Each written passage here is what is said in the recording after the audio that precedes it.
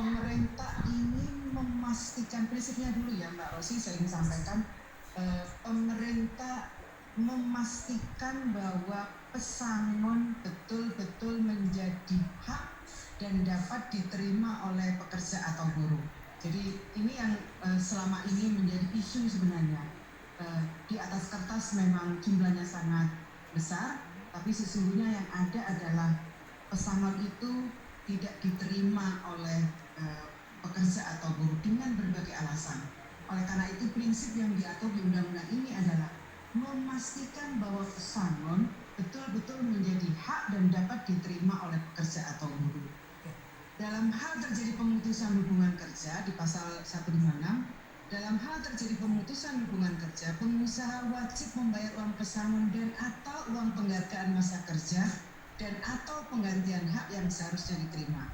Kemudian ini yang baru yang tidak kita kenal dalam Undang-Undang 13 2003, adanya satu jaminan kehilangan pekerjaan. Ya, jaminan kehilangan pekerjaan. Jadi jaminan kehilangan pekerjaan ini adalah skema baru yang terkait dengan jaminan sosial ketenagakerjaan yang tidak mengurangi manfaat dari berbagai jaminan sosial yang lainnya seperti JKK, JKM, JHT, dan jaminan pensiun. JKP tidak menambah beban bagi pekerja atau buruh. Jadi program DKB selain manfaatnya itu adalah cash benefit, ada cash money, kemudian ada akses informasi pasar kerja dan ada pelatihan kerja.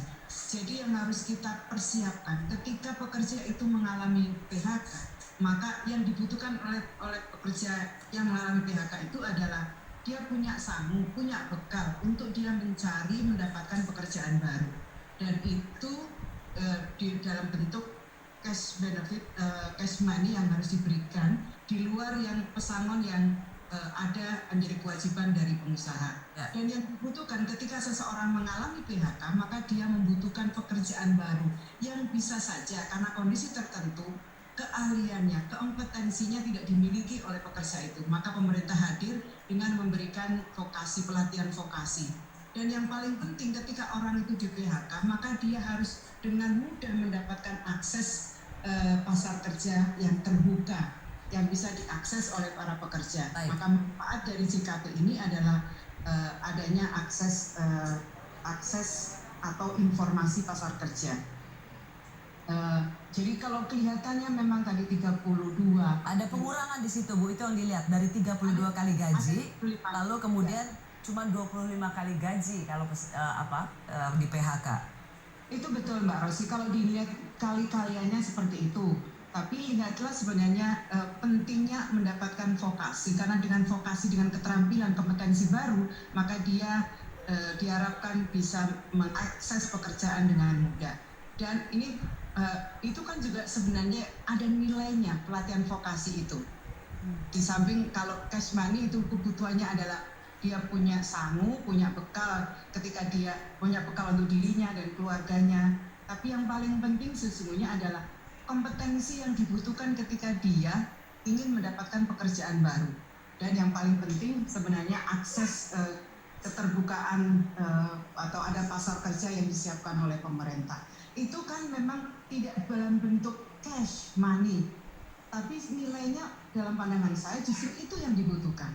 Kita ini ada persoalan kompetensi Mbak Rosi yang kalau kita lihat dari tingkat pendidikan masyarakat kita, masyarakat kita 56, angkatan kerja kita 56% mereka dengan tingkat pendidikan SMP ke bawah. Ya. Bisa dibayangkan dengan tingkat pendidikan seperti itu, maka tentu saja kompetensinya tidak seperti yang diharapkan oleh banyak industri. Ya. Kita punya tanggung jawab itu, jadi yang dibutuhkan hanya, memang iya betul, dia membutuhkan bekal untuk dirinya bisa survive ketika mengalami PHK, dan itu juga menjadi tanggung jawab dari pengusaha. Tapi pemerintah dengan hadir, ini yang dibutuhkan, vokasi, pelatihan vokasi, kemudian akses penempatan, akses pasar kerja. Bu Ida, saya boleh meminta Bu Ida untuk tahan sampai di situ karena nanti kita bisa diskusi lebih lanjut. Bu Ida, tapi sedikit saja pertanyaan Bu, yang banyak selama ini narasi yang diterima adalah yang tidak saja dilindungi oleh pemerintah itu adalah pekerja yang sekarang sedang bekerja.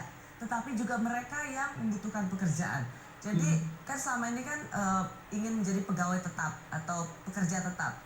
Jadi kemudian ada diksi yang pekerja tetap atau tetap bekerja.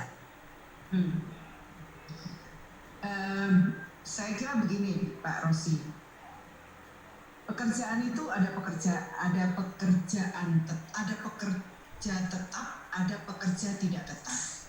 Yang harus dipastikan oleh pemerintah adalah perlindungan bagi keduanya. Ketika seseorang ingin menjadi pekerja tidak tetap, maka pemerintah hadir dengan memberikan perlindungan.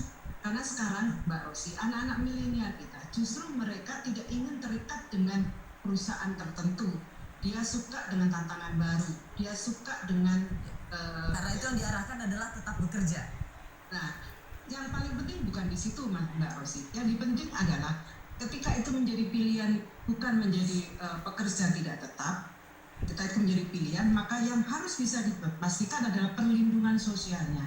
Nah, undang-undang ini memberikan kepastian perlindungan bagi pekerja tidak tetap dan pekerja tetap dengan perlindungan yang sama. Dia berhak untuk mendapatkan perlindungan sosial berupa jaminan kehilangan JKK, JKM, JKP, kemudian ada hal baru yang tidak diatur di undang-undang sebelumnya, yakni pekerja tidak tetap tadi, dia berhak untuk mendapatkan kompensasi ketika berakhir masa kontraknya. Dan sekarang pengusaha punya pilihan, saya kalau mau mempekerjakan tidak tetap pun saya punya resiko. Punya resiko harus memberikan kompensasi kepada pekerja, misalnya kalau dia masa kerjanya 1 sampai 12 bulan, maka harus mengkompensasi 1 bulan gaji. Artinya dia harus menghitung 13 bulan gaji untuk mereka. Ini sebuah pilihan. Jadi sebenarnya mau pekerja tidak tetap atau pekerja tetap itu pilihan, dan memang dinamika jenis pekerjaan sekarang dan passion dari anak-anak milenial kita seperti itu, dan itu yang harus diakomodasi di Undang-Undang Cipta Kerja ini. Bu Ida Fauzia, saya nanti akan kembali ke Anda jika memang harus masih ada yang diklarifikasi. Saya mau ke Ketua Kadin Indonesia, Bung Rosan